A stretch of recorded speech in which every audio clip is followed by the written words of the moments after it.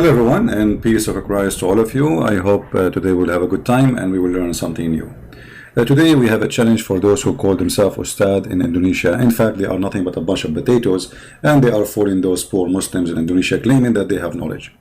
I never met any Muslim actually have knowledge of anything. Yeah, but they are all of them. They are so good to make videos to refute us in our back. Like, let us gossip in their back. What about be man and call me and refute me? The only one actually they call us, rarely you can find somebody he's a sheikh he call, and the one who call us, they are a bunch of kids, they say whatever they want. Who cares? We don't accept al-Bukhari, we don't accept Ibn Kathir, they don't accept anything. They make their own religion. Those people don't count. What about those? Those who call themselves ustad and they want to teach you about Islam.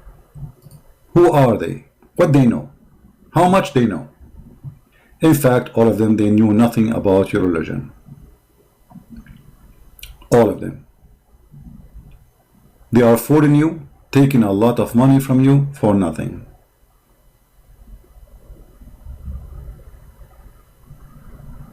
Today's challenge to the Muslims, especially those who claim to be cleric in Indonesia, is very simple. The Muslims agree that God, he gave Moses command.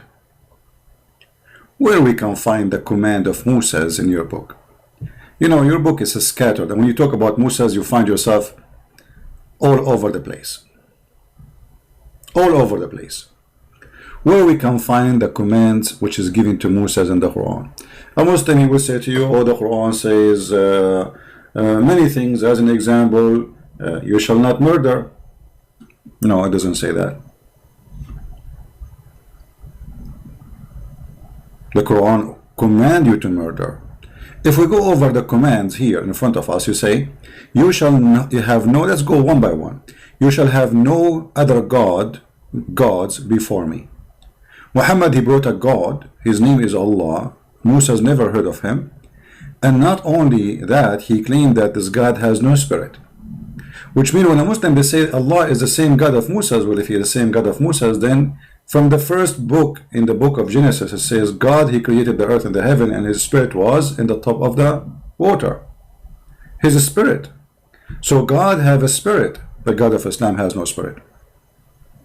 So the first thing we learn from the 10 commandments, that Muhammad, he broke the first commandment. He brought a God is not exist in the Bible. God who has no spirit. So he cannot be the same God. Secondly, the commands of God in the Bible says you shall not make idols. You Muslim, you pray in the direction of cube, which is nothing but a small room, claiming that this is the house of God and it's holy. In the same time, your prophet, he kisses stones in the shape of a private part of a woman. And not only that, he claimed that this stone is going to erase your sin. We will go to this part back after we go over the 10th commandment. You shall not take the name of the Lord your God in vain. The Quran allow you to take and use the name of God in vain. Inna Allah la yu'akhidukum. Allah will not take you accountable for your false oath.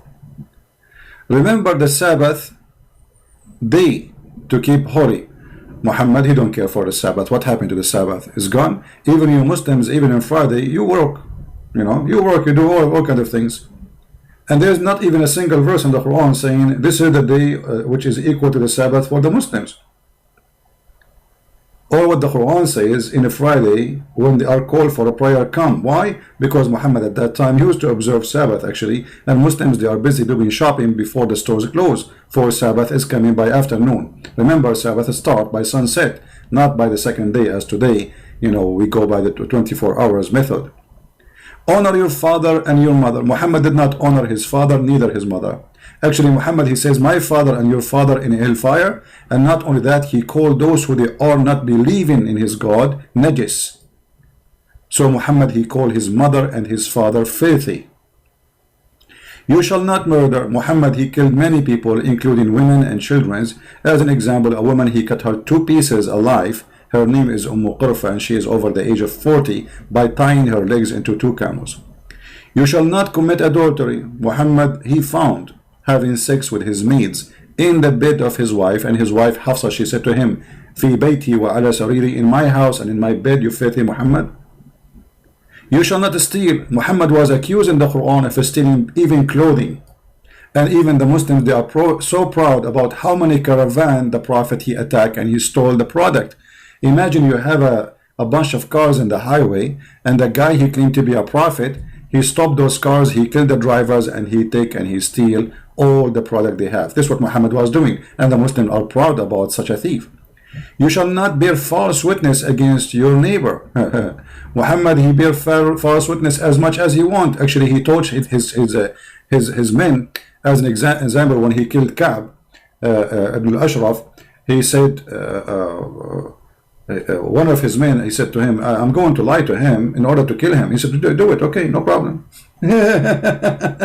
So the guy, he go to the house of the old man who is very old, claiming that he is coming in a friendship. When he entered the house, he put his sword inside his chest and he killed him. And what this guy he did, he was opposing Muhammad as a prophet. That's all. He did not take a sword. He did not kill anyone. He did not kill a Muslim. He did not kill a Muslim. You, Muhammad, did everything against the book.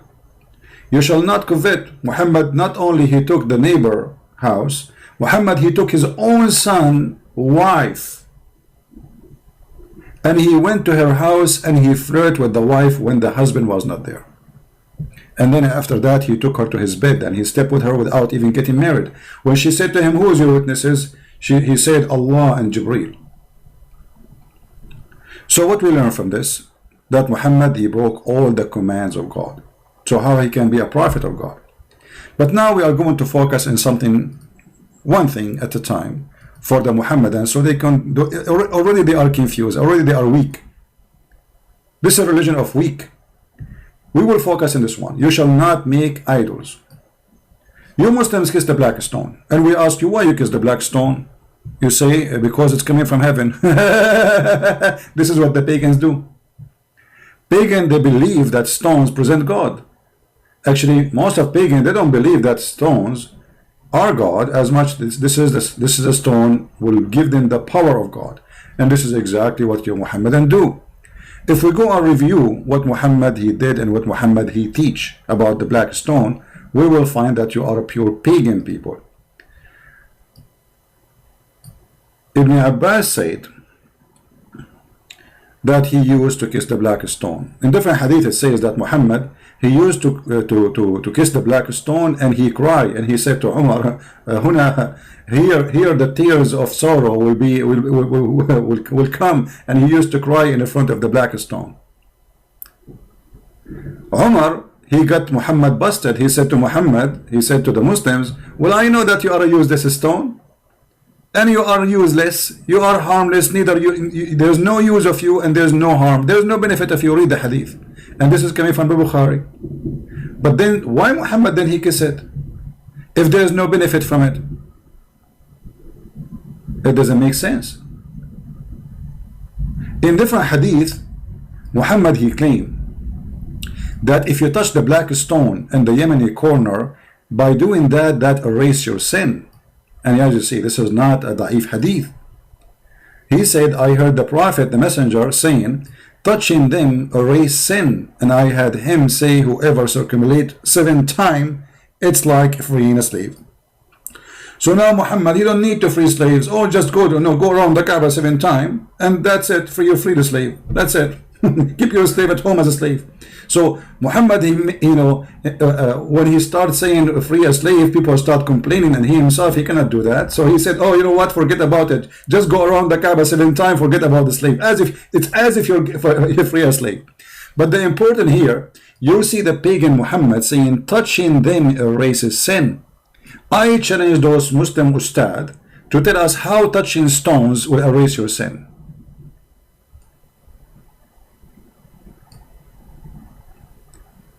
And not only that, Muhammad he claimed that the black stone is a living stone. What does that mean? The black stone is going to come on this earth and is going to have eyes, and is going to have a tongue, And this is exactly what pagan believe, that those are stones. They speak, they have will, they have a brain, they are powerful. So look what Muhammad, he said, just said, and he did. He said that touching the stone will erase your sin, and this stone is going to be in the judgment day, is going to be a partner with Allah in the judgment day rule. What the stone will do? Allah is stupid. Allah don't know what you did. The black stone is going to witness for what you did in your daily life. That's mean the black stone have a memory which Allah has not. The Messenger of Allah said, the black stone, by Allah, he swear, Allah will raise it in the day of resurrection with two eyes by which it sees and tongue that it speak, with testifying to whoever touch it in truth. The black stone, my friend, is going to testify for you. A black stone.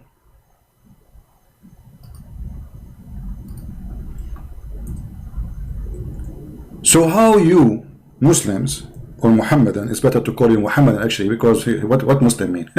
You are following Muhammad blindly. You are not following anything. You worship Muhammad. Muhammad is God for you, and Allah is the puppet of Muhammad, and all of us we knew that this is the story. If we go to the images of the black stone which you Muslim provide us, and I say thank you, if we go there, we will see something very funny and very stupid about this stone, because this stone, nothing left of it. This stone, nothing left of it. There is this little tiny rocks, few rocks fixed between wax. I don't know if you can see it in the screen. So where is the black stone which Allah is going to raise in the judgment day? Where we can find it? How this stone will survive into judgment day? It survived by putting wax. Even this stone is not exist no more. It is gone, proving that Muhammad is a fraud. Because if this stone is going to stay until judgment day, then what is this? What is this? Every few days they have to put wax around the stone to keep it look like a stone, because there's nothing left of it. Al-Qurmuti, when he destroyed the Kaaba and he made fun of Allah, and he says, hey, where is your bird? Allah, hello, where is your bird? The one who protected the Kaaba before, as in the chapter of the elephant. He destroyed the Kaaba, he took the black stone, he took it to his house, he made it Pope stone for more than 21 years according to Muslims, and yet Allah did not send his birds. And then they have to pay him money, and look, it looked like a toilet seat. And now according to your prophet, let me make it more clear, hold on.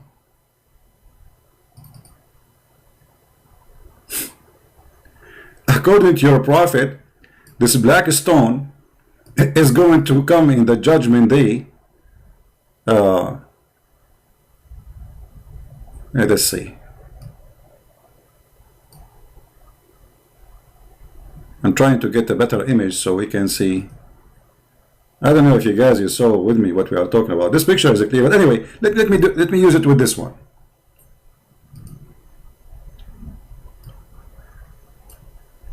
The picture is in the shape of a woman's private part, and all of us we knew that. And you do not need to be a genius to notice this. But according to Muhammad, this black stone, which supposedly the stone of Allah, which is supposedly we should touch it, which supposedly it erases our sin, which supposedly is going to have eyes and tongue, which mean the following. This stone, my friend, in the judgment day is going to be in a very weird look.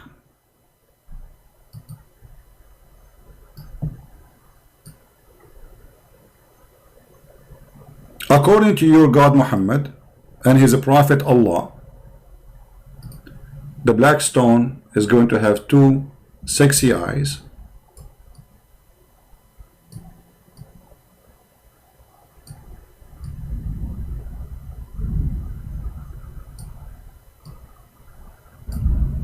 is going to have a mouth,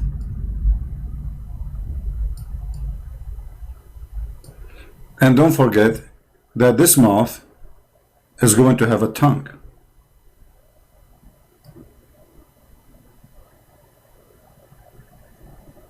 And obviously the stomach will be big because it's going to witness to more than 1 billion or maybe 2 billion Muslims by the time the judgment day happen. How in the world you can believe in such a thing?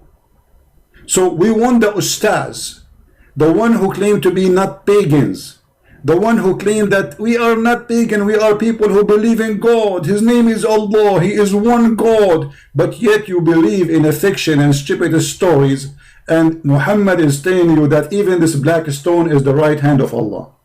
How this stone can be the right hand of Allah? This is what Islam is about. Is a bunch of garbage, nothing left of this religion. Even this black stone, even there's no black stone in the black stone. There's a bunch of little tiny rocks we showed you in the picture, and this is what the Muhammadan they have, and yet they claim that they have a stone which is going to witness for us on the day of judgment. How come Allah, he needed you to fix the black stone by wax? Let me take a selfie for this so we can publish it later. Excuse my art, I'm very good an artist, you know, like I'm born as an artist, what I can do, all right? But look at this.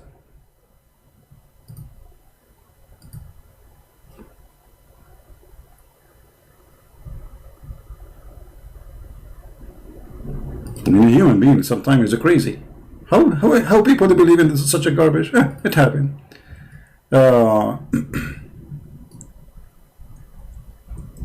There's tons of video in YouTube showing you live on videos how they fix the black stone every few days. By doing what? By putting a very expensive wax mixed with amber, musk. So it's going to smell good. And here we go. Those are the pictures. Allah, he need a maintenance guy to do maintenance to the black stone. I thought this is a stone preserved by Allah. So now we need to do waxing. Even the black stone need waxing. This is your stone. This is your religion. If we don't wax it, it collapses. And the same as the Kaaba. The Kaaba always flooded by sewage. Let us show you, so people will not say we are making things up.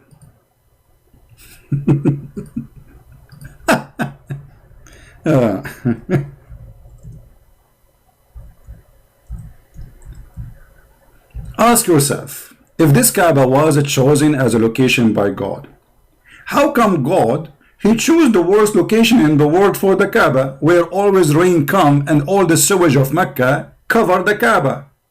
And look, it looked like a pizza, what it's called, pizza tower in Italy. They fix it. This is an old picture, you know. Then they start adding cement, thanks to the American, you know, come with concrete and all those stuff. Otherwise, this Kaaba was a piece of garbage. But look at this. Allah, he chose the location. The location is the worst place in Mecca. And you know, imagine you are the most rich person in the world, not God, and you ask an engineering company to find the best location for your house. And then after a few weeks, your house is flooded by water and sewage. This is the house of God. Let us assume that Allah, he made a mistake and he put the sewage house there, I mean the Kaaba.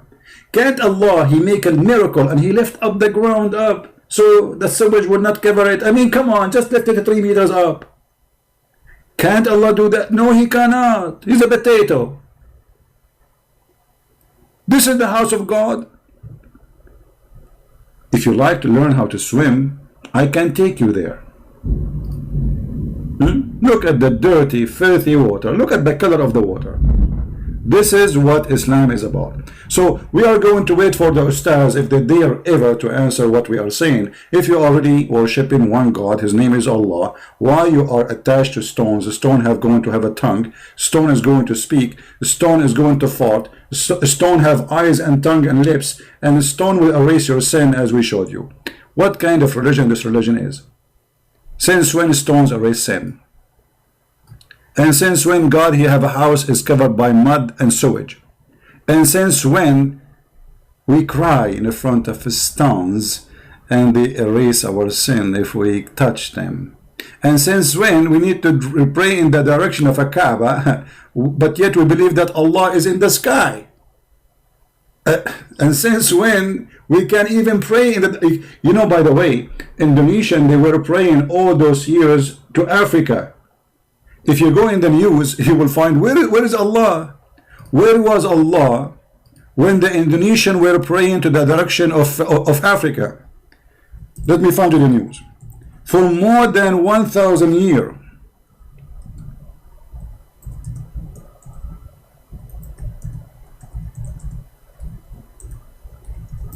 Allah, He did not send you somebody to find the correct direction to you.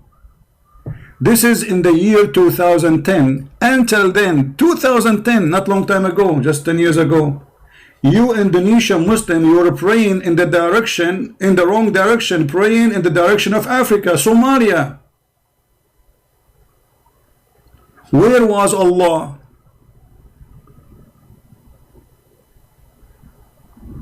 Do you see it? This just 10 years ago, imagine how many 100 million Indonesian, they pray all those 1,000 years. Praying to what?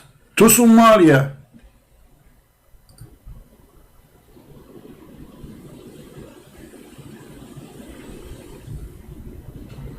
So when they say to us they have God, they have nothing. They are a bunch of pagan and they follow a pagan prophet. Copy the video, share it with your friends. I hope you guys, people in Indonesia, will see the truth, and the truth will set you free.